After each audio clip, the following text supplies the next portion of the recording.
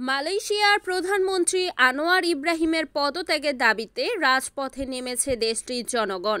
রাজধানী কুয়ালালামপুরে হাজার হাজার মানুষ প্রধানমন্ত্রীর পদত্যাগের দাবিতে বিক্ষোভ করছেন। এ সময় তারা বলছেন, সরে যাও আনোয়ার। বিক্ষোভকারীরা আনোয়ার সরকারের বিরুদ্ধে নির্বাচনী প্রতিশ্রুতি ভঙ্গের অভিযোগ তুলেছে। এদিকে বিক্ষোভকে কেন্দ্র করে শহরের বিভিন্ন স্থানে কঠোর নিরাপত্তা ব্যবস্থা নেওয়া হয়েছে।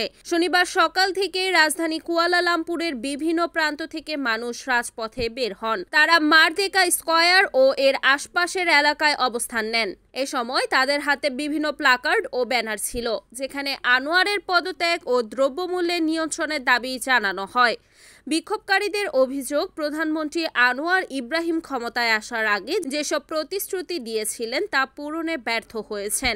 মুদ্রাস্ফীতি নিয়ন্ত্রণ, দুর্নীতির বিরুদ্ধে কঠোর পদক্ষেপ ও জনগণের জীবনযাত্রার মান উন্নয়নের মতো গুরুত্বপূর্ণ বিষয়ে সরকারের ব্যর্থতা নিয়ে জনগণের মধ্যে তীব্র অসন্তোষ বিরাজ করছে।